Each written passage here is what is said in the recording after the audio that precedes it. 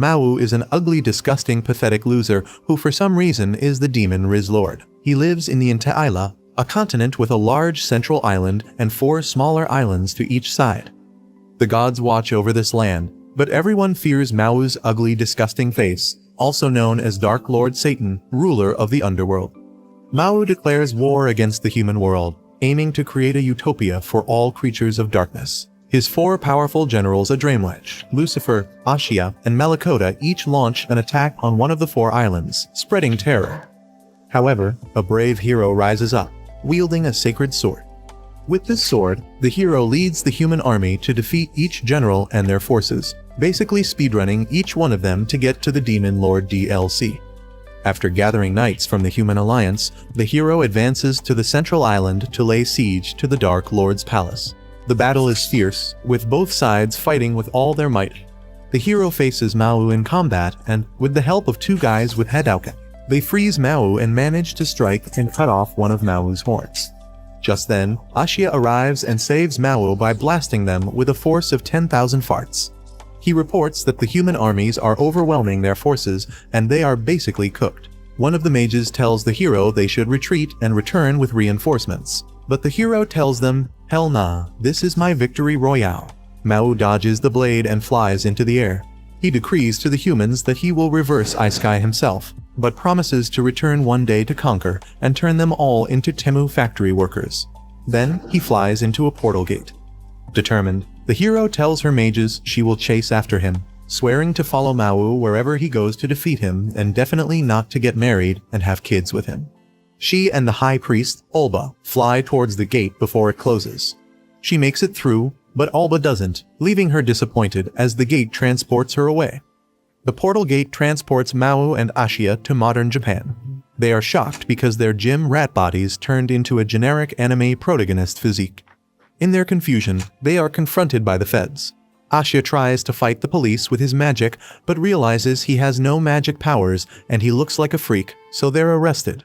Later, they are released. Mau explains to Ashia that due to the lack of magic on Earth, they lost their demon forms.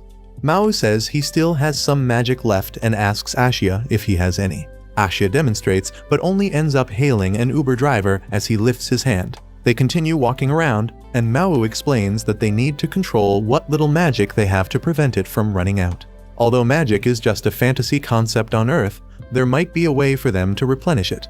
Until then, they just have to follow human rules and live on Earth, stopping Ashia from walking into traffic. Mau and Ashia go to an estate agent to find a place to live. The agent gives them this Doryman-ass house, which Mau says doesn't compare to his palace, but they're basically broke. They meet the landlady, Mickey T, whose appearance terrifies them. They decide to use aliases, choosing the names Mau and Ashia. They go out to look for work, but don't find any. Mau tells Ashia they need to return to Inti-Isla, so he decides to make a living for them, while Ashia figures out how to regain their magic and return to conquer both Inti-Isla and Earth. Ashia gladly agrees. Mau starts his part-time work at Mag Ronald, whose ice cream machine is always working. Ashia complains that Mau should manage their finances better, but Mau insists that all the electronics he bought are essential for their living. Soon, Mau gets a promotion and is excited to tell Ashia. On his way home, he encounters Emilia the hero. Mau is shocked to see Emilia, not because she's there, but because she's a redhead now. She tells him she chased after him to defeat him. He tries to calm her down, but she tells him she's British now. This doesn't go well, and they end up at the police station. The police think it's a lover's quarrel and warn Emilia that it's dangerous to become British near her boyfriend. They are soon released from the station. Emilia warns Mau that it's not over, and that she will hunt him after she's done paying taxes. Later, Ashia and Mau are eating when Emilia shows up at their place. Ashia is scared, but Mau explains that he already met her the day before and that she can't use her powers either, so he lets her in. Ashia asks what happened to her team, and she explains that she was supposed to come with the high priest to defeat Mau and return home. But the priest didn't make it through the gate, so she's basically stranded, powerless, and most importantly, broke as hell. Mau suggests that she join them, but Emilia refuses, saying she doesn't need his pity. She warns him that she has just enough power to defeat him, but she won't use it because if she expends all her power, she won't be able to return to Inti-Isla. So, she will spare him until she finds a way to return home. The next day, Emilia goes to Mawu's workplace, asking to speak with the manager, but he continues to treat her like a customer and doesn't respond to her requests. She gets the message and asks to meet up after his work. When they meet, she asks if he plans to stay on Earth forever. He says he doesn't, but she points out that he's been living normally and seems to be enjoying himself. She proposes that if he stays on Earth and lives a happy human life, she won't try to defeat him and might actually date him instead. She follows Mawu back to his place, and she then embarrassingly asks if she can stay over, because she turned from being a superhero into being super unemployed in just 3 days. Ashia is shocked to see her there. Mawu tells him to get used to it, as she will be living with them. Mawu, Ashia, and Emilia are living their lives when suddenly there is an earthquake. They go outside to see the area under attack. As people flee, they move closer and see that the winged figure responsible for the attacks is Lucifer. Emilia is shocked, saying she was sure she had impaled him with her sacred sword. Mawu explains that Lucifer was saved by a friend and got there with the help of this friend, who turns out to be the high priest, Olba. Emilia is devastated and feels betrayed. She asks Olba why he did this, and Mawu reveals that Olba didn't want her to reign over them after defeating the forces of evil. Baldi here wanted to get rid of her, so he let her through the gate alone. He teamed up with Lucifer by promising to return him to heaven.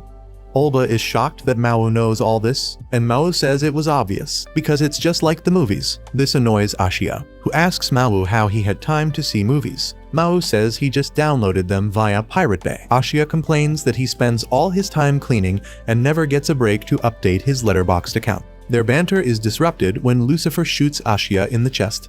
Lucifer then attacks them, but Mawu shields them with a barrier. Olba tells Lucifer to be careful, but Lucifer says they can't harm him because they are weak. Mawu and Emilia run with Ashia on Mawu's back. Emilia complains that they are running like cowards, but Mawu says he has to save Ashia from dying, otherwise, he'll have to clean the entire house himself. Emilia asks why Lucifer has so much power. Mawu explains that Lucifer feeds off negative emotions, so by terrorizing people, he can use their fear as a source of magic. Lucifer catches up to them and reveals that his magic comes from Emilia's friend, Chiho. He attacks them with hollow purples, which they try to dodge. One of the attacks pierces Mawu's chest, and he complains that human bodies are weak. Suddenly, Olba shoots Lucifer in the leg. Emilia asks how Olba got the gun, and Olba says it's from the Second Amendment. Lucifer joins Olba. Olba tells him to bury Mawu and the others. Emilia prepares to retaliate, but Mawu grabs her hand and teleports them away. They reappear in a crowded boulevard area. Emilia asks why he brought them to a place with so many people, but Lucifer quickly catches up with them. Olba joins Lucifer and says there are too many people watching. Lucifer responds that he will just get rid of them. First, he shoots Mawu through the chest, seriously injuring him. Then, he throws Chiho away, saying he doesn't need her anymore. Emilia rushes to catch Chiho, but injures her leg in the process. Lucifer decides to cause more chaos by destroying an overhead bridge, which starts to collapse onto the people below, who are just looking shocked instead of running away. Emilia holds her friend, accepting their fate. Suddenly, the debris from the bridge floats in the air. Emilia looks up to see Mawu in his demon form. Mawu thanks Lucifer for his help, and Emilia realizes Mawu brought them there to absolutely mog everyone. Determined to fight back, she summons her power and manifests her sword. Mawu uses his domain expansion, causing the people to fall asleep so they can fight properly. Lucifer decides to go all out too. He fires at Emilia, but she deflects the attack, accidentally hitting Mawu on the head. She apologizes and then flies up to fight Lucifer, engaging in an intense aerial battle. At one point, she lands on a pole only to be hit in the face by Lucifer's feather bomb. Lucifer mocks her, asking how she plans to return to Intaila if she exhausts all her power. Emilia isn't affected because Ashia, now in his demon form, saves her from the explosion. He tells Lucifer that he is no longer his ally since he went against Mawu, and also because he looks like a failed Sephiroth cosplayer. Emilia asks how Ashia is alive, and Ashia explains that Mawu granted him enough protein shake for him to come back alive. Alba, trying to do an R6 peek, tries to shoot Ashia, but Emilia knocks the gun from his hands. Lucifer yells at Olba to use magic and stop acting like a human. Olba complains that they won't be able to return if he uses up his magic, but Lucifer argues that it won't matter if they die there. So, Olba activates his magic and starts fighting Emilia while Ashia fights Lucifer. Mao, still holding the magical field, feels disappointed that he is just standing there as a side character and taking care of Chiho. Emilia and Ashia attack Lucifer together, overwhelming him. Olba tries to save Lucifer by using lightning bolt, but Ashia rolls a 20 and counters by throwing uninsured cars at Olba, slamming him into a building. Olba tries to emotionally manipulate Emilia by asking why she is joining forces with evil, but she tells him to STFU. Mao gently lowers the bridge debris, avoiding any further destruction. He says he needs to finish things quickly or he'll not get Employee of the Month. Lucifer begins to tremble as he flies up to confront Mao, who's on a Sigma male grind set. Olba tries to open a gate for them to escape, but Mao sends him crashing into a building before he can cast the spell. With great speed, Mao appears in front of the trembling Lucifer, staring at him with anger. He asks Emilia what he should do to Lucifer. She says he should turn him into a Mappa animator as punishment. Mao agrees, adding that Lucifer must also take responsibility for making him late for work, which could ruin his chance of being Employee of the Month. With great force, he punches Lucifer in the face, causing him to look like a sad pot of greed. Lucifer is left humbled with a swollen face, while Mao declares he must fix Lucifer's mistakes as his superior.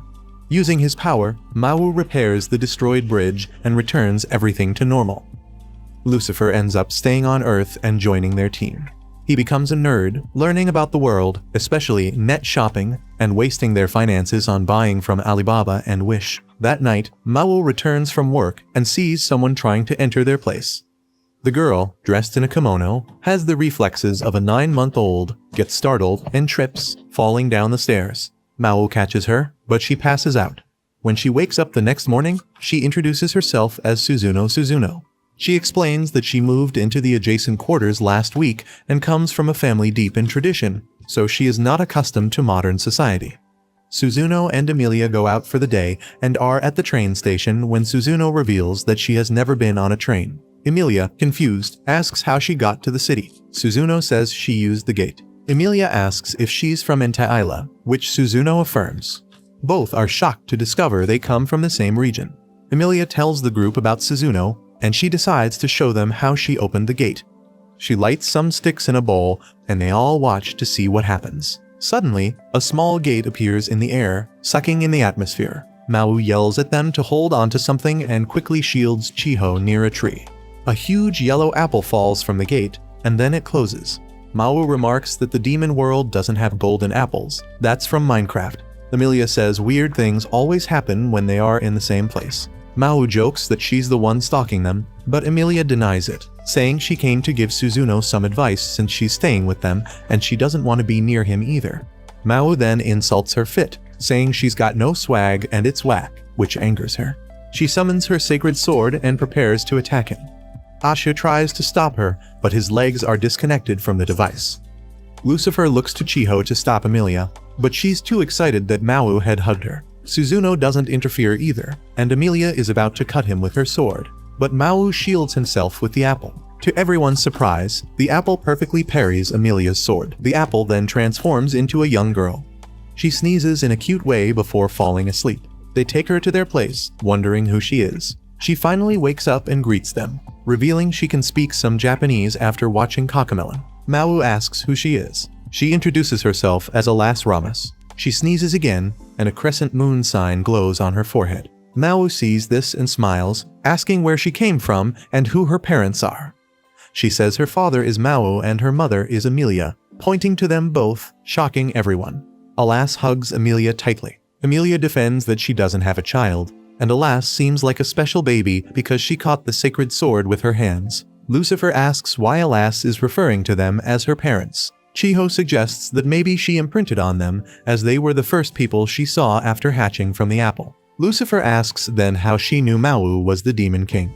Ashia says someone must have spoiled her from the light novel. Emilia says whoever sent her might be an ally or enemy, but they will surely come to find Alas soon. Suzuno mentions that Alas's name is in the Entaila human language, so her real parents must live somewhere on Entaila. Mao says until whoever sent Alas comes for her, she will stay with them. Lucifer asks who will take her in. Emilia says she lives alone and works during the day, so Mao says his comrades will take care of her.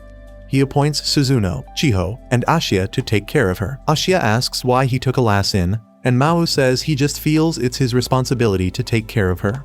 Basically, his father instincts kicking in. Mao takes Alas shopping for balloons, with Emilia joining them. They plan to see Power Rangers Ninja Storm, in which Emilia is basically a sugar mama. After eating, they head to the performance, unaware they're being watched. During the show, Alas starts speaking strangely, mentioning everyone falling. Her crescent moon symbol glows, prompting Mao to cover it. Concerned, they take her outside, where she faints. Emilia asks Mao to get a cold drink while she tends to Alas. A lady approaches, offering help, revealing a ring resonating with Alas's symbol, causing it to disappear, and she becomes agile again. Alas calls for her mother. Emilia holds her to protect her from the lady, who warns of Gabriel's Heavenly Regiment's movement to capture Alas. When Mao returns, the lady vanishes, leaving Emilia in shock. She accuses Mao of being oblivious to the danger. They ride a roller coaster, and Emilia asks him to spill the beans on why he took in Alas, and also why he seems to know about the crescent moon on her forehead. Mao tells her to stop prying, but she refuses, saying the lady from earlier had mentioned a heavenly regiment coming after them long before his reign over demons, when he was weaker than a goblin. Mao's clan was decimated by one of our viewers. He was saved by an angel, who, despite his aggression, spared him. She taught him about the human realm. When he asked why she saved him, she says it was because she saw him crying. Emilia asks why he was crying, and he says it was because he felt weak, or maybe he thought he was going to die. Emilia is shocked as she realizes that the demon's invasion was indirectly caused by an angel. He says Alas Crescent is the same as the seed the angel left behind the day she disappeared, and she had left a note telling him to plant and cultivate the crystal if he wants to know about the world. And without the knowledge she taught him, he wouldn't have been able to unify the demon realm. Emilia asks who was the angel, and he says she doesn't need to know. He asks how Alas is back to normal. She says the lady in white cured her and then mentioned Gabriel and the Shard of Yesod. Mao is in shock, realizing all this commotion is because of Yesod. Alas asks what's the matter, but he distracts her by asking her the names of her balloons. Emilia asks what's the issue, and he says Alas might be something a lot bigger than demons or angels, despite her being no bigger than a raccoon. He says the names Alas gave her balloons are all the names of Sephiroth, the cosmoplastic orbs in the Tree of Life, and Alas might be an incarnation of Yesod. Gabriel and his regiment reach the Yesod tree, which is dried up. He announces they will begin the mission to restore the Tree of Life to its proper form, guiding them through a gate. Meanwhile, Lucifer, busy ordering on DoorDash, senses that a bigger gate just opened somewhere. Mao and Emilia return home only to find Gabriel and his soldiers have captured Lucifer and Suzuno. Gabriel announces he will be taking Alas and Emilia's sacred sword. Mao refuses, and Gabriel says he sensed Alas's energy after her shard was taken from the demon's castle in Inta-Ila, leading him to find her. He asks Mao if he will willingly give her up. Alas yells that Gabriel is a bad man because he looks like a human trafficker with the face of a Vogue model. Mao says Alas doesn't want to go with him, so he won't hand her over either. He also refuses to hand over the sword, and Emilia supports his decision. Gabriel asks if Mao is sure about his decision, warning him of the consequences of refusing. Mao affirms, saying he won't let a child cry just to save his own life. Gabriel claims he doesn't want to use force, but then uses it anyway, blasting Mao into the wall, asserting that even if Mao had his demon's powers, he would just lose. Mao stands firm, telling Gabriel, "Nah, I'd win," saying that Alas would also become his heir once he's done conquering both worlds. Gabriel is about to blast him again, but Chiho steps in and begs Gabriel not to take Alas away, as Alas really likes Mao and Emilia. She bows, crying and begging him not to. Gabriel, touched, ends up leaving but promises to return the following morning to get Alas. The group gathers at Mao's place to discuss their next steps. Mao explains that if Alas is truly part of the Sephira Yesod from the Tree of Life, they are in a tight spot, tighter than her spot. Suzuno had told them about the Tree of Life, located in heaven, which continuously creates the world. The tree's 10 fruits, called the Sephiroth, correspond to various components of the world. The ninth Sephira, Yesod, governs the ego and the astral world. According to legend, the components of the world that Yesod governs are in danger, meaning Gabriel needs Alas to maintain universal balance. Chiho adds that Alas really has to return. However, Suzuno points out that this is based on legend, and there's no physical proof that the Tree of Life is sustaining the world. She finds it unlikely that one missing piece from a tree will doom the planet. Despite her disbelief in the legend, they are in no position to resist a guardian angel. Lucifer asks what they should do next. Mau asks Alas if she wants to go with Gabriel, but she firmly refuses. He smiles, saying they will mount an all-out resistance the next day. Emilia mentions that she and Suzuno can't go against an angel in broad daylight. Mau acknowledges that determination alone won't help them defeat the angel, but he still needs to plan for the worst and analyze the risks. Emilia asks if he really wants to fight Gabriel. Mau responds that he will risk his life for his child the way any parent would. Emilia blushes at his words. He explains that he must be reaping what he sowed in life. He knows there were parents who risked their lives to save their kids when he attacked in Te'ila. Now that he's become a parent himself, he's doing the same. Only this time, he's a parent wreaking havoc. Mau announces they should go to sleep. Emilia smiles as she watches the two sleep. The next morning, Emilia wakes up first and smiles as she sees them sleeping peacefully. Suddenly, her smile fades as she notices Gabriel smiling at them while she's smiling at Mau and Alas. She quickly draws her sword and points it at him. He tells her to relax, saying they can discuss things without fighting. Gabriel explains that it would be ungentlemanly of him to attack a sleeping family, so he's been waiting patiently. Emilia presses the sword closer to his neck, ready to attack. Mau awakes amidst the commotion and immediately sees Gabriel. He picks up Alas and moves away from him. Gabriel gives them an ultimatum, saying if they won't give him Alas and the sacred sword, he's fine with taking either one. He reveals that the Yesod Sephira he is guarding was broken a while ago, and the thief broke it into lots of pieces, scattering them around. This means Alas is not the only Yesod shard. Gabriel points out the crystal on the sacred sword, saying it was made from a Yesod shard. He grabs the sword and Emilia is unable to move it, and Gabriel tells her that the sacred sword can't defeat him in its current form. Ashia and Suzuno try to get in, but the door won't open. Gabriel tells them to decide quickly. Mau drops Alas and bows his head to the ground, begging him not to take her. Gabriel says begging won't work. Mau offers a bargain, telling Gabriel to take his head instead. Emilia refuses, saying she has to be the one to take his head and he'll give him head afterwards. Mau insists that she doesn't care about her preference. Gabriel remarks that they should settle their marriage quarrel some other time, which they both deny being married. He asks Mau why he's holding on to Alas. Mau explains that she's the hope he regained after he was saved from death and reborn. Gabriel doesn't want to accept it, but Mau pleads with him to please understand. Gabriel decides to use force, squeezing Mau's neck with his powers. Alas steps in front of Mau, her crescent moon glowing. She says she won't go with Gabriel and calls the angels liars. They became gods because of lies, separated her and friends, locked them up, and now he is bullying her parents. She won't forgive him. Alas unleashes his Gear 5 and becomes a big ball of light energy, attacking Gabriel and sending him flying out of the house into the sky. Emilia quickly follows them as Ashia and Suzuno come in to check on them. Emilia follows them, yelling at Gabriel to get away from Alas. He dodges her first attack, but she returns quickly, slamming him into the ground. Gabriel catches himself with his wings, but Emilia continues her assault. He draws his sword, and Emilia asks why he wants to fight her. He responds that he's the one being beaten, and that he can't let his guard down with her, even though he supervises her. Alas warns Emilia to be careful of Gabriel's sword as it is incredibly powerful. Gabriel affirms this, saying his sword can slice through anything. In a blink, he appears behind Emilia and attacks. She tries to block with her sword, but it's cut in half. Mau tells Suzuno to take him to the sky where the battle is happening, but Gabriel's soldiers confront them, saying they won't let him pass. Lucifer intervenes, telling the soldiers to stand in formation.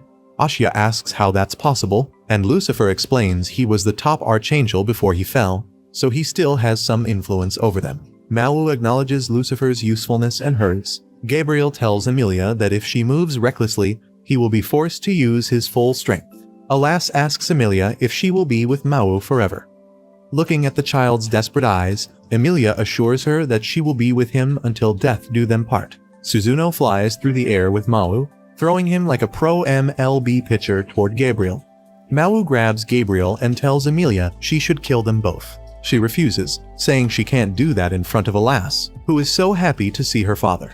Gabriel pushes Mau off him, and Mau starts falling. Luckily, Alas uses her power to catch him before he hits the ground, telling him that she will be with him and Emilia forever. She then flies to Emilia and kisses her sword, causing it to regenerate as she merged herself into it. This transformation makes Emilia stronger. Gabriel, taken aback by this development, decides to fight with all his strength. Emilia counters his sword this time, and they duel in the sky. She slices his sword in half, and the tip of her blade cuts his face. Gabriel retreats, saying he will find the rest of the Yesod shards and come back for hers later. Before leaving, she asks why he is so desperate to collect the shards now, after so many centuries. He doesn't answer her question directly, but ominously tells her that it's for plot purposes. Emilia floats down, and Suzuno catches her before she collapses. Mao asks what happened to Alas, looking at Emilia's sword. He becomes devastated thinking Gabriel had taken Alas. That evening, Mao lights a fire to mourn Alas. Emilia tells him to get over it, but he says he can't. Then, she surprises him by revealing Alas, who hugs him tightly. Mao asks if it's really her, and she confirms it. He realizes Gabriel never took her away. Alas explains she just wanted to prank him for a while, but Alas wanted to see him. She asks why he's crying, which Mao doesn't even realize he is. Alas is concerned, asking if he hurt himself, but Chiho tells her that her father is just happy to see her. Gabriel goes to recuperate in his apartment, chilling and even chatting with his neighbor before returning to his room to answer a phone call from a friend. Ashia and Mao have an argument about getting a 4K TV. Ashia says they don't need a TV because it's out of their budget, but Mao insists they need one. Ashia then suggests they do some market research since they have a budget. In the end, because of his past purchases, Mao has gained some points from the store where he bought their past electronics. He is able to spend over the budget Ashia provided. Emilia and Chiho return home, with Suzuno joining to pick something up from Emilia's place. They talk about how the boys will soon go broke due to their spending habits. Emilia says it will teach them a lesson, and Chiho worries about how it will affect Mao. She wishes they could all find happiness together. After Chiho leaves, Emilia and Suzuno wait for the bus. Emilia wonders how long their peaceful life will last. Suzuno says they might need to protect Mao eventually. Emilia asks what she means. Suzuno explains that the demon realm knows Mao is alive, and demons might kidnap him to re-establish his army in Entaila. Mao is still a king, and if asked, he might not abandon his citizens, meaning he might never return to Japan. Emilia asks if this is why Suzuno wants to follow them to get the TV. Suzuno affirms, wanting to keep an eye on him and save their peaceful life. This bubble life is Mao staying in Japan, working hard, while she and Emilia enjoy an easy life with good friends. Suzuno says they must protect Mao from the worst-case scenario. They arrive at Emilia's place, and Suzuno and Alas are intrigued by the TV. Emilia gets a call from Rika, asking what kind of clothes Ashia likes. Shocked, Emilia says he likes cheap ones from the supermarket. Rika clarifies she meant what kind of clothes he'd find cute on a woman. Emilia asks if something is going on between her and Ashia, but Rika quickly denies it, saying he invited her shopping, shocking Emilia. The next day, Mao and Ashia prepare to get the TV. Mao asks why Ashia invited Rika, and he says he needed an objective opinion from someone on what's trending in Japan, and he asked the worst person for it. Mao says he had thought of getting the TV since his early working days, and it wasn't a rushed decision. As one day at work, he had been confused when he asked a kid who came with his parents what toy he wanted in his Happy Meal. But he was unaware the child was referring to this Digimon knockoff. Suzuno asks what's the point of the story, and he says if he has a TV, he won't be confused next time. The trio leaves to go get the TV. Gabriel goes to their house and helps himself to some tea from the fridge. Lucifer is unfazed by Gabriel's presence. Lucifer asks why Gabriel is there since Mao has already stepped out. Gabriel says he came to see Lucifer. Lucifer tells him to make it quick, or he will text Mao that he's there. Gabriel plays an emotional trick on him. He reminds Lucifer that he used to be called the Son of the Dawn, the one closest to God, and asks why he is serving a young demon like Mao. He points out that everyone says Lucifer's power now is nothing like it was in his prime and asks why Lucifer decided to fall into the demon realm. Lucifer says he was bored, but now he is having fun.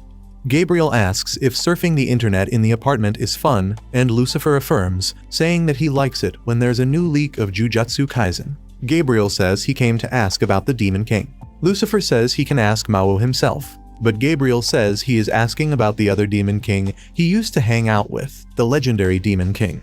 Lucifer refuses to answer, saying he's not in the mood to talk. Gabriel asks why, and Lucifer says it doesn't benefit him to talk about it. He explains that Gabriel should understand that if that event hadn't happened in the past, they would all be living a normal life by now. Gabriel realizes it's true and doesn't push further, but asks if Lucifer knows where the Demon King's treasures are. Lucifer asks if Gabriel is still dealing with the Yesod shards. Gabriel says not anymore and that he has been taken off the case because he failed. Emilia buys a bottle for the third shard, realizing they attract each other. She got a call from her friend Emerada, who reveals she met Emilia's mom and she is in Japan too. Emerada then explains that war has erupted because the Efsahan Empire wants to conquer the central continent, with rumors of demons in their army. Emilia considers joining the conflict, but Emerada advises her to stay in Japan to preserve her hero status. Emilia asked how she knew Layla was her mother. Emerada says she discovered Layla's identity after feeling a connection in a local bar. Layla visited Emerada for a while and left later, leaving a note expressing gratitude for meeting her daughter's friend. Emilia assumes Layla came to Japan to see her. Lucifer gives Gabriel a list of the Demon King's treasures on a piece of paper. Gabriel asks if that's all, and Lucifer says that for some reason, Demon Kings are always poor, and he doubts they have anything worth calling treasures. Gabriel tells Lucifer that he's the reason the Watcher is standing down, shocking Lucifer. Gabriel says Lucifer should have predicted it. Lucifer asks why everyone is suddenly coming after them. Gabriel flings a piece of paper with his number at Lucifer, telling him to call when he remembers something tangible. He thanks Lucifer and leaves. Emilia applies some celestial force to the shard in the bottle, and as she predicted, it gives off a light pointing in the direction of the next shard. Chiho returns home and sits down to watch TV, but when she turns it on, a bright light emits from it, leaving her unconscious. Ashia meets with Rika, accompanied by Mau and Suzuno. He presents Rika with a souvenir from their trip and asks for help choosing a mobile phone. Rika agrees, but is surprised to hear they also need help picking out a TV. She offers to explain the basics over lunch. Rika inquires about their TV preferences and budget. Mau just wants something to watch shows on, and they disclose their budget. Suzuno suggests a higher budget for herself, and Rika assures they can find suitable options. Suzuno expresses gratitude for Rika's assistance, mentioning her unfamiliarity with Japanese electronics. Rika questions Suzuno's background due to her comment about Japanese electronics, to which Suzuno fabricates growing up abroad due to missionary parents before excusing herself. At the cashier, a customer and cashier argue over a fork. Mau intervenes, using his English skills straight out of Duolingo to resolve the situation. Rika is puzzled by Mau's language proficiency contrasting with his unfamiliarity with 4K. Meanwhile, the disgruntled customer, revealed as the Watcher, and he complains to Gabriel on the phone for not telling him about the language difference. Meanwhile, Emilia follows the light from the shard. The light points to a hospital where she meets Chiho's mom outside. Chiho's mom asks if she's visiting the hospital too and invites her in, leading Emilia to Chiho's room. Emilia is surprised to see Chiho in the hospital. The group has already bought their TVS, but there's a commotion in the store as all the display TVS shatter after glowing brightly. Mau tells Ashia to take Rika home, which he does. Suzuno asks Mau if he thinks it's magic. He's not sure but suggests they meet with Lucifer and call Emilia to join them. He also suggests banning Chiho from the apartment for a while. Suddenly, Suzuno's phone rings, and it's Emilia. She informs Suzuno that Chiho has magic poisoning from highly concentrated magic and is in a coma. Mau and Suzuno visit Chiho in the hospital. Her mother recounts finding Chiho unconscious at home, prompting an ambulance call. Emilia reveals she followed the shard's light to the hospital, unsure if it was intentional. Chiho's mom leaves briefly, asking them to watch over Chiho. Suzuno detects residual magic in Chiho, likely from a celestial force pulse. She gave Chiho celestial force earlier, which should counter the magic. However, Mau questions how a human like Chiho can generate magic. Suzuno theorizes that Chiho's life force transformed into magic upon contact with the celestial force pulse. Suddenly, hospital TVS shatter, and they hurry back to Chiho's room. Suzuno explains that the disturbances are caused by a celestial sonar, but they're unsure of its source. Mau and Emilia will stay with Chiho, while Ashia and Suzuno search the hospital. Lucifer arrives, revealing the Watcher is responsible for the disruptions using TV broadcasts for his signal. Chiho was caught in one of the blasts. Lucifer mentions Gabriel's visit to their place, promising more details later. They realize the severity of the situation and brace for further consequences. They meet with Mau and Emilia, who ask why Gabriel was at their place. Lucifer explains that Gabriel isn't involved with all that is happening, and that he was pulled off the Yesod shard case because he kept messing up. Gabriel is looking for the Demon King's treasures. Emilia asks Mau if he knows about the treasures. He says he does, but he didn't expect heaven to be looking for them so desperately. Lucifer says another angel named the Watcher came to replace Gabriel. Suzuno asks if he means Regal the Watcher, who monitors the actions of all the other angels.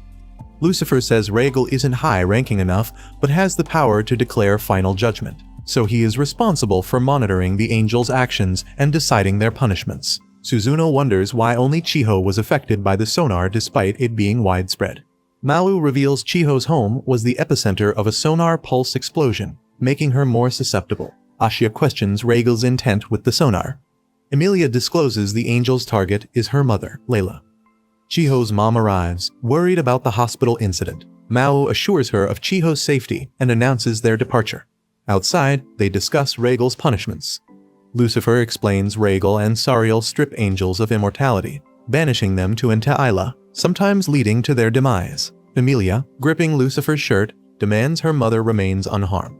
Mau says he doubts Sariel's involvement in harming her mother. Lucifer confesses uncertainty about Regal's intentions, though, as it's unusual for heaven to send Regal to cast judgment on archangels in another realm. Mau decides they need to monitor Regal's movements. Ashia asks why, and Mau explains that he doesn't care about angel relationships. But since Chiho was hurt by their actions, he wants to make Regal pay for making her suffer, which they all agree to help. Suzuno asks if Mau knows how to find Regal. Mau says they have two possible areas to check since Regal is using TV signals. In Chiho's room, a lady with white hair enters and tells Chiho she will be safe because her friends are fighting for her. She takes her ring and puts it on Chiho's finger, saying Chiho is the reason two beings who are normally incompatible are together. The group ascends a skyscraper, aiming to locate Regal by firing a sonar from a nearby cell tower. Emilia worries it will affect the city's cell phones like it did the TVS. Lucifer assures her it will be fine if they don't overdo it. Emilia disagrees, insisting they just search the towers manually. She goes to one, asking the others to go to the other. Mau tells Suzuno and Lucifer to wait behind as backups. He and Ashia reach the towers and have a debate whether to use stairs or elevator.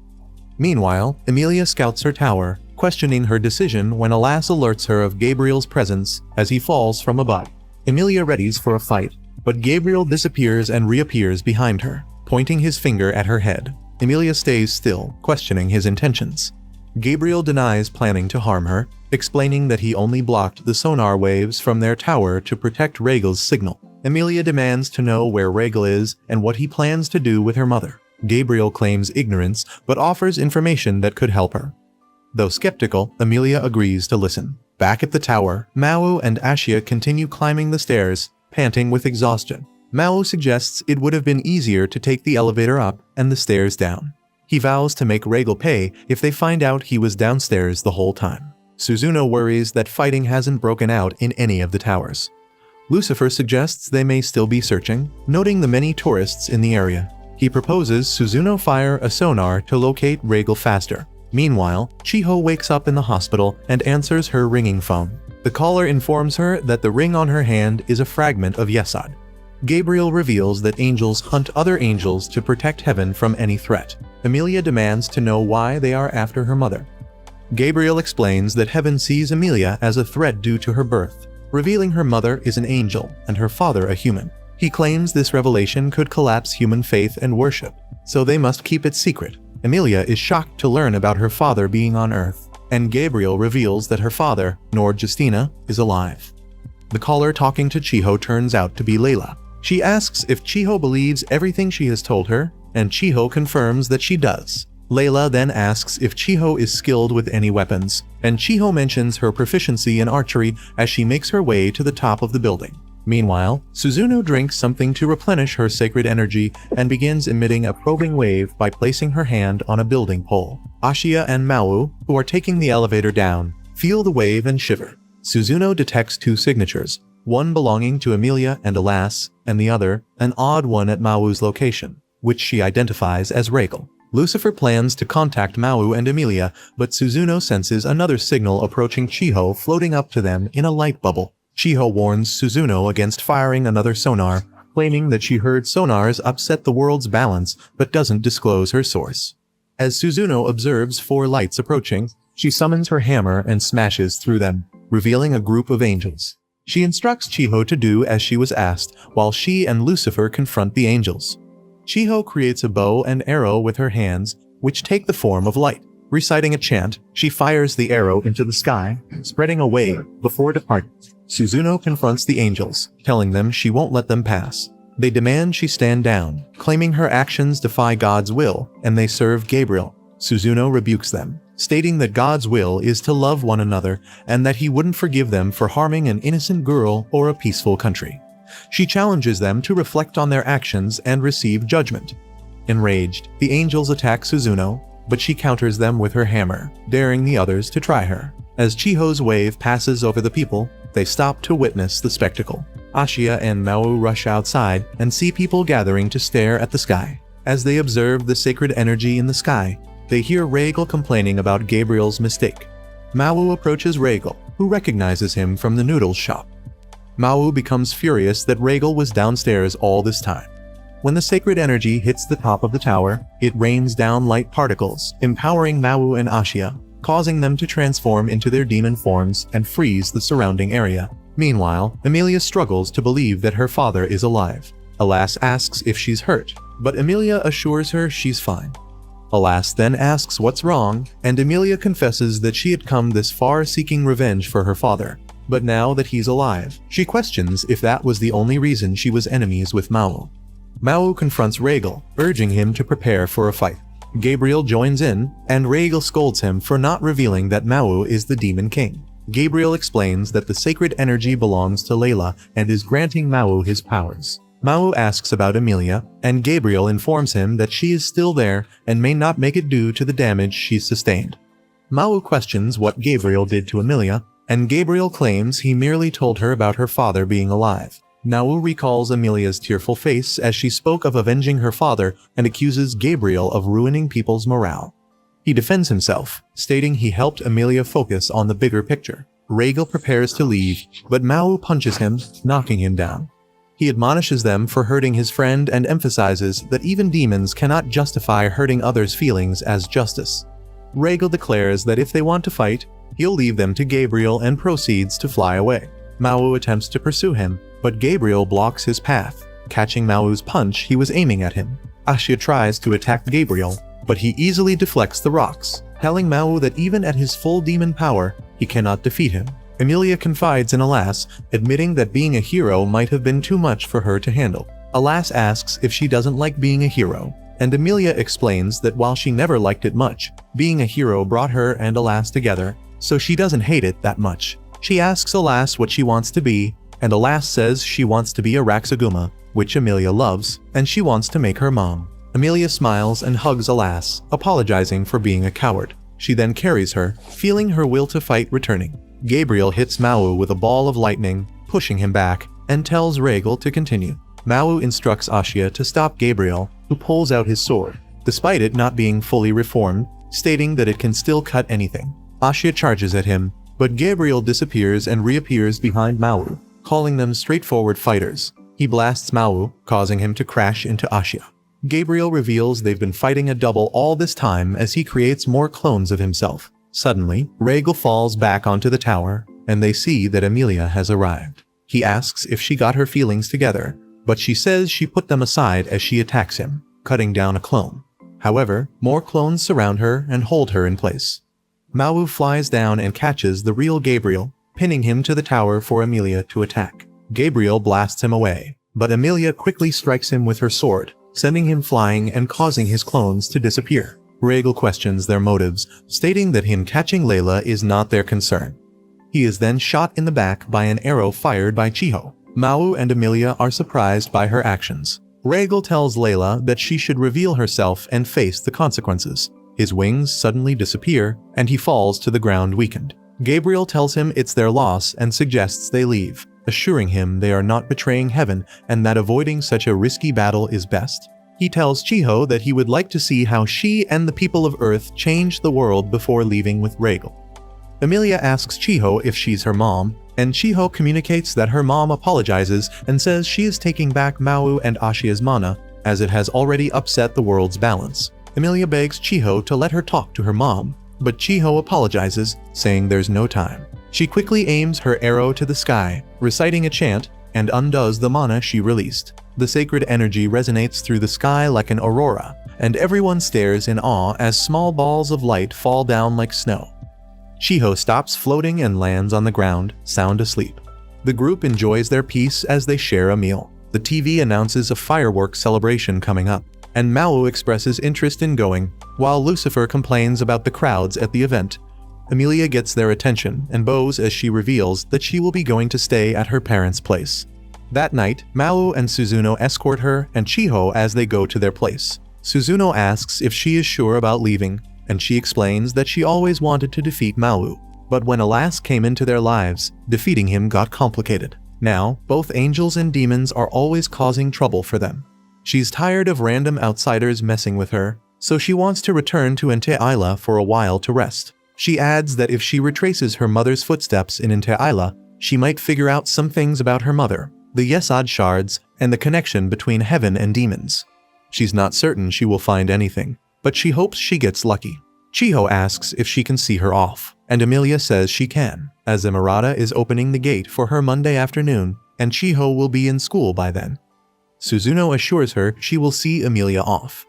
Emilia says she will be back on the 12th, which is her joint birthday party with Chiho. Emilia assures her that she will be fine after all, she's the world's strongest hero, and she won't do anything dangerous with Alas there, and basically, she's just going to clean up her old home. Alas wakes up as they are talking, and Emilia carries her to go put her to bed, bidding farewell to them. Emerata holds Emilia's hands as they transport through the gate, and they finally reach Ente'ila. Emilia is so grateful to be home. Emerata shows her a map and where her hometown Sloan is located and the shortest route to get there. She gives her some money as well. Emilia asks if it means they are parting ways, and Emerata explains that the church is responsible for the reconstruction of Sloan after the demon's invasion, and Olba is known as a hero to the people, which she's investigating how that came to be. But she doesn't want to jeopardize the investigation by being seen in that area, so she shows her the area she will pick her up after 7 days. She gives Emilia an angelic quill pen that Layla left behind, saying she can use it to open a gate anywhere she wants. Emilia says she should hold on to it as their trump card. Then she starts her journey to her homeland, swearing to uncover a clue about her mother. Emilia buys some clothes from the market to change into and looks for the caravan to book a trip to her hometown. She settles for the night in an inn with poor rooms. Alas, Ramis needs to go potty, so Emilia rushes to the toilet with her, but it's not as luxurious as the ones they enjoyed on Earth. The caravan takes them to her home, and as she walks around, she sees her father's field of wheat and cries tears of happiness that it's still alive, running into it. She hugs Alas, who doesn't understand Emilia's happiness. Emilia says this is her sign that she will find a clue. She starts at the house where she and her parents lived, but there was nothing despite her searching. As they eat dinner, Emilia asks Alas if she senses any shards of Yesod around, but Alas says she doesn't. While Emilia arranges the place, disappointed she won't find anything, she opens a drawer and discovers a paper for a license to cultivate new land. The next morning, she searches for the place using the poorly drawn map. Suddenly, Alas wakes up, jumps from her back, and runs into a tree. Emilia follows and finds herself on the other side, passing through a barrier. Alas points to a cabin, and Emilia's shard glows. She asks Alas about the place, and Alas says it's Mama's home, smelling like her. When Emilia asks her Mama's name, Alas says Layla, shocking Emilia.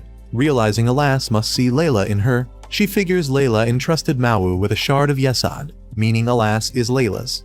Emilia cries, questioning why her mother saved Mawu. She deduces her mother spread the broken Yesod shards and might be trying to reassemble them, with her father knowing about it. She wants to ask Alas something, but the girl is gone. Emilia finds her shouting that Asiath is gone. Alas's crescent moon glows, and Emilia warns her to stop, fearing Olba will find them. Alas's crescent moon shoots a beam, undoing the barrier. Emilia grabs Alas and runs, but a gate appears. Olba, Rhaegal, and soldiers step out. Alas turns into a sword as Emilia prepares for an attack. Olba invites her to Efsahan, revealing her father is alive in Heavenly Regiment custody. Understanding the threat, Emilia allows herself to be caught. In Efsahan, she wonders how to change the situation. On September 12, Emilia is still missing. Mao heads for his moped license exam, studying on the bus, looking at his phone for text message from Emilia. When a man and his daughter enters the bus and sit beside him, the girl sniffs his hands and Mao pulls away. Mao quickly exits as he reaches stop and rushes to his test. Shockingly, the girl and the father are also taking the test. They introduce themselves to him. The girl is Tsubasa and her father is Sato. She asks for his name and Mao drops his book, surprised when she asks if he's the Demon King. Tsubasa explains his name sounds like a video game boss. She sniffs his hands again, and he flees, calling them weird. Sato tells her not to be rude, but she insists his hands smell familiar, like a warm place she's been before. They finish the test, and Tsubasa approaches Mao. He asks how it went, and they both doubt they will pass since they couldn't read the questions. He advises them to stop applying as it's a waste of money. Tsubasa draws near and smells his hands again, which he allows, but pulls away when she nibbles. She asks her father if she can remove her hat, revealing her white hair, and mentions her big sister. Alas, Mao is confused, wondering how the younger sister looks older than the older one. He asks if they are both from Inti-Isla, surprising the father. Mao catches his expression and asks them to reveal their real names. In their language, Sato says they can't be sure Mao isn't an enemy. Tsubasa assures her father that Mao is not an angel. She reveals her real name is Asiath. Mao tells Sato he knows they aren't blood relatives. Sato confirms, revealing his name is also fake, changed when he arrived in Japan. Mao says he needs Sato's help as he and his friends are looking for Emilia since she has returned. Sato is shocked, grabs Mao, and asks how he knows Emilia and where she is, then falls to his knees. His behavior confirms Mao's guess that Sato is related to Emilia. Sato reveals his name is Nord Justina, Emilia's father. Mao suddenly receives a mind link from Suzuno, startling him. She explains that she had to use it since he wasn't answering his phone. She instructs him to go to the area where Chiho's school is. Mao questions why, as he has other matters to attend to. But Suzuno informs him that she received an sauce from Chiho, and that the storm outside is centered on just Chiho's school. She doesn't know who is responsible, but someone is deploying a massive spell that controls the weather, and she and Lucifer won't be able to hold out for long. Mao considers what to do with Nord and Asiath. Asiath tells him she heard everything Suzuno said, and it won't be good for either one of them if they are separated, which Mao agrees with. She asks if they can fly there, but Mao says he can't fly them there. She tells him to just point the direction, raising her finger up, which glows, and suddenly all three start floating, surprising everyone in the building. She takes them outside and heads towards the direction of the storm. They stop at Mao's place to drop Nord with Ashia. Mao tells him to look after him, and he will explain things later. Then Asiath drags him towards the storm location. They reach the storm, and a massive wind is blocking their path. They fly low, and Asiath says the wind is magic wind, and it seems it was created with celestial force, and they can undo it easily, but Mao can't do it, so she will do it. She says her father isn't there to use as a host, so she will use Mao, even though she doesn't want to. She bumps foreheads with him, but is in shock that he is the Demon King. She expresses that she can't believe she's letting herself be used by a demon. She glows and disperses into several lights surrounding Mao, empowering him. She reforms as a sword better half, and Mao has a half-demon transformation. The demon responsible for the attack has already defeated Suzuno and Lucifer and already captured Chiho, but Mao cuts through the wind, dispersing it, and flies past the demon, cutting off his hands. He carries Chiho and Suzuno, apologizing to them for being late. He drops the girls with Lucifer, then faces the demon and the angel. Mao, displaying immense power, warns the demon that he will be dead if he retaliates. Suzuno notes that it's not magic or celestial force, but raw power emanating from Mao. He dares them to fight him in this form. The light transforms into the sword, better half. Without hesitation, Mao wipes out the angel soldier, knowing that using the sword will have a rebound effect on him afterward. The demon backs down easily as Mao warns him there will be consequences for his action. He then addresses the angel, questioning how long they will keep disturbing the peace of Japan. The armored angel charges at Mao in a rage, but Mao easily counters his attack, cutting the angel's spear, impressing himself with the sword's effectiveness. The angel continues the fight, trying to end Mao, but Mao, being cornered, tells Asiath to change back. She transforms back to her human form. and as the angel charges again, Mao delivers a series of punches, finally knocking him out. Gabriel appears from a gate, asking the angel, Samuel, if he's okay. Asiath, in anger, tries to go after Gabriel, but Mao holds her back. Gabriel tells Samuel they should return, promising another fight another day. Mao demands an explanation, but Gabriel directs him to take his number from Lucifer and offers an apology. He fixes the school's damage and erases the memory of the people trapped in the school for an hour. Mao asks if there will be a rematch, and Gabriel hints that it's likely, revealing they have Emilia in their custody before leaving with Samuel through the gate. Asiath flies them back to the apartment, and Mao is shocked to hear that Ashia and Nord were kidnapped by Gabriel and his soldiers. A lady reveals that Ashia also left a message for him, saying he's waiting for him at the Gates of Hell in the Uno Art Museum. Mao rallies the group, declaring they will save all their captured comrades. He suspects that Emilia's lack of retaliation might be out of compassion for someone or something. He asserts that the enemy must be at Efsahan and confirms their location after collecting Gabriel's number from Lucifer. Lucifer expresses doubt, but Mao decides he will stay behind, stating it's for the best, as the gate will require more celestial force if there are too many people. Chiho worries for him, but Suzuno reassures her, saying it's for the best as the gate will require more celestial force if there are too many people. Mao, Suzuno, and Asiath embark on their journey to Efsahan, camping in the forest along the way. As they ride their scooters to their next destination, Suzuno senses something and tells them to stop. They notice soldiers marching on the other path, so Mao suggests going around the enemy. Suzuno suddenly wakes up to see Mao in front of her, who silences her and tells her to remain still as someone is approaching. She asks if it's an enemy, but he hopes it's an ally. The person recognizes the scooters and asks everyone in the tent to step out, calling their names. Mao assures that it's not an enemy and unzips the tent to reveal Albert End. Albert explains that he came because there are reports of people in church robes driving weird wagons. He followed the rumor and asks if they came to save Emilia. Suzuno confirms and inquires about Emirata, mentioning she tried to contact her via Mind Link but received no response. Albert reveals that Emirata was summoned to the church capital and branded a traitor for going against their will, which they did to cover up for Alba's wrongdoings.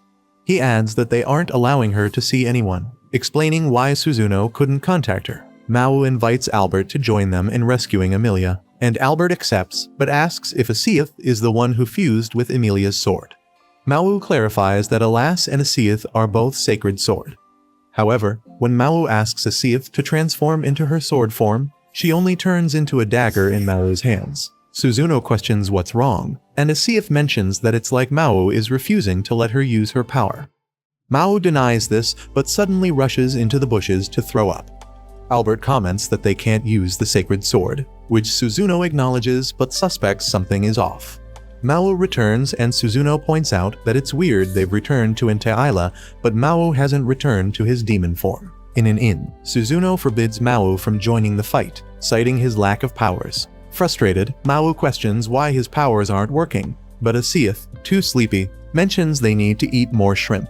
Mao's anger rises, but Albert restrains him from beating Asiath. Reluctantly, Mao agrees to stay. Suzuno assures him she'll bring everyone back safely, emphasizing that she wants to repay his past help. Albert states he's only joining to assist Emilia, and Mao approves, recognizing the need for allies. He questions why Albert and Emirata didn't defeat him in Japan without Emilia.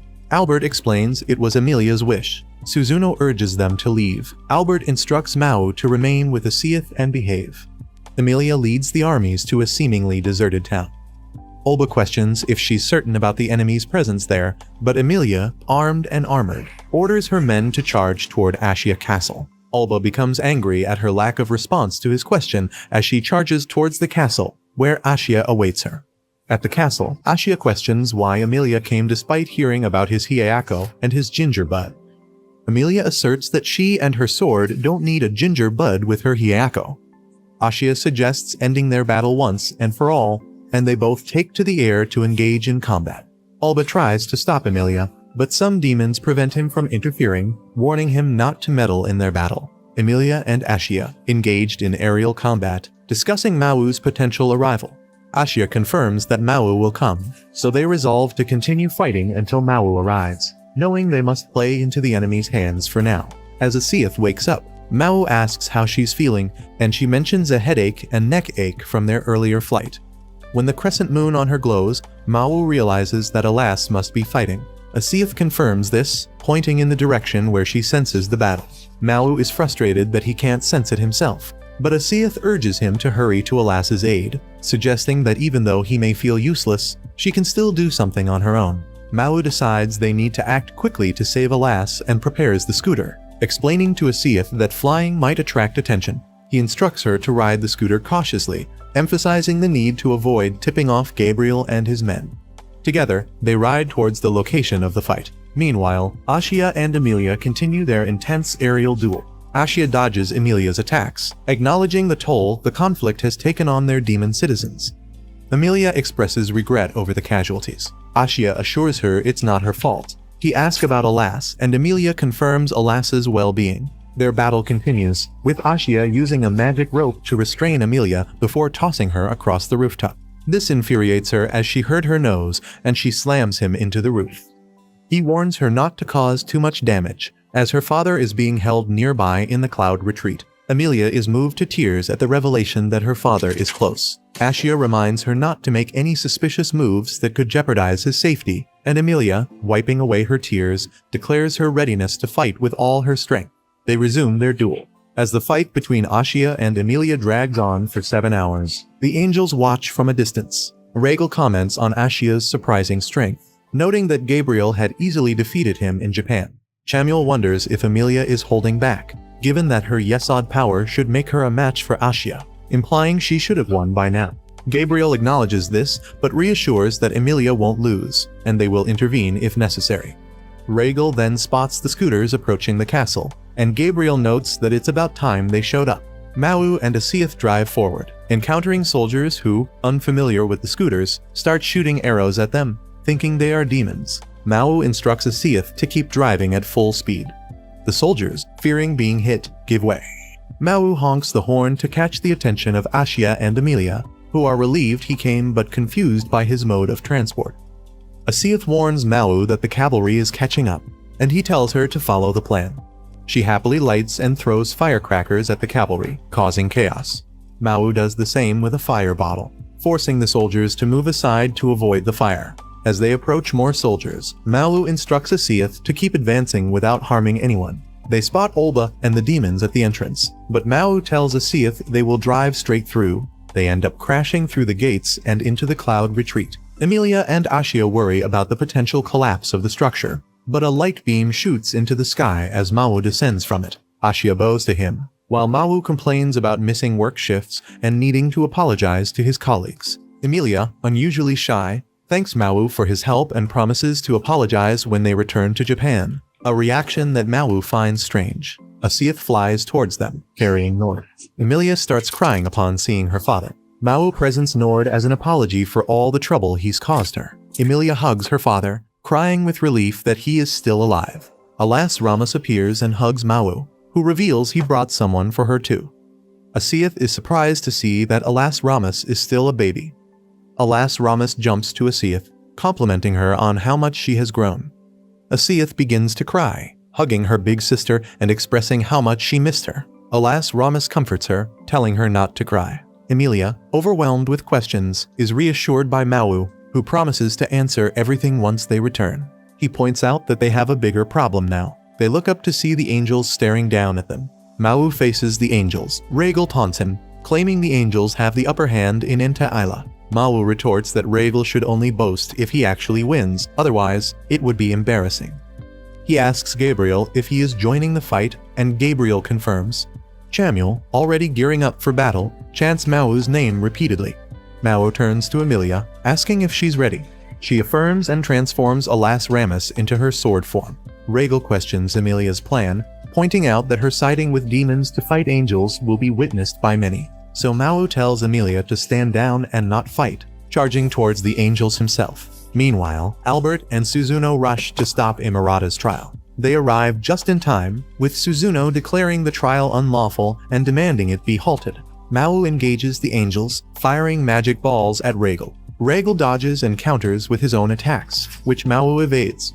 Ashia hurls parts of the ceiling at Gabriel, but Gabriel easily deflects them. Mao takes a hit from Regal's attack, prompting Emilia to move, but he tells her to stay put and protect her father. Emilia and Asiath move aside, allowing Mao and Ashia to maneuver away from the angels' assaults. In the midst of the chaos, Mao's phone rings. It's Suzuno, who scolds him for not staying out of the fight as she instructed. Mao explains he had to act as she was taking too long. Suzuno mentions she stopped Emerata's trial in time, retrieved Emerata's angelic quill, and asks why the army is collapsed like dominoes. Mao replies that a lot has happened while dodging Chamuel's spears. He promises to compensate Suzuno for the scooters he smashed and informs her that they saved Emilia's father. Regal attacks Mao, who blocks the punches and kicks Regal down. Ashia tells Suzuno to watch over the Emperor Unifier, which a demon will soon deliver to her. Amidst the intense battle, Mao demonstrates his combat prowess, holding his ground against Regal and Chamuel. The battle rages on, with Mao and Ashia showcasing their formidable teamwork against the angels. Emilia feels the need to join the fight but can't. Asiath sniffs her and pulls out the Yesod shard from her armor, saying that's what they need. However, she frowns, noting it's been exposed to too much celestial force. The shard shines a light, pointing to Ashia's chest. Emilia wonders if Ashia also has one. Gabriel and Regal summon more angels to stop the demon from delivering the Emperor Unifier. But Suzuno knocks them out, saying she will assist even though she doesn't fully understand what's happening. Asiath tells Emilia she needs a shard exposed to magic instead of celestial force. Emilia charges past the angels towards Ashia, slicing his armor. A shard falls out, and Gabriel tries to grab it first, but Emilia tosses it to Mao. Asiath quickly touches her forehead to Mao's, and he is covered with mana. Mao thanks Emilia for her help, saying the shard has been exposed to so much magic, making it easier for Asiath to adapt to him. Empowered, Asiath transforms into her sword form in Mao's hands. Mao, now furious, says the angels have bullied and abused his comrades, citizens, and the humans he plans to rule. He declares he will no longer show them mercy and goes to fight the angels. Emilia is confused. Alas, Ramus reveals that Asiath is the other half of Yesod and can transform into a sacred sword. She asks how Mao can use it. Ashia explains that all Yesod shards are celestial force-based, but that doesn't make them sacred. Alas, Ramus adds that Yesod are branches connected together by one heart, giving them the power to fight. Suzuno confronts Alba, saying she didn't expect to see him in Efsahan after he disappeared in Japan. She declares she will cast judgment on him for his crimes. She tells the demons holding him captive to do whatever she tells them to, which they oblige as a way to atone for siding with Alba and the angels. She says she strives for a world with peace and aims for justice to reign. Alba asks if she dares to stand against the genuine angels and the will of heaven. Suzuno responds that there are no genuine angels. She faces the soldiers, telling them that angels are ordinary humans who grew wings and declared themselves superior. She says angels are the demons for bringing terror to their peaceful Efsahan. She declares that demons aren't the cause of the war and the Emperor Unifier will prove her right. Albert and Emerata arrive with soldiers from the church. The Emperor Unifier testifies to Suzuno speaking the truth, saying Ashia had protected him and endeavored to keep the knights from harming each other by going to war. Now, they should side with their saviors and stand against injustice, which the knights accept. Suzuno announces to the knights that their real enemies are the three apostates calling themselves angels. Mao gets serious with the angels, sending Regal flying into the castle. Chamuel charges in with his rage, but is sent flying too. Regal opens a gate for them to escape. Mao tries to stop him, but Gabriel steps in.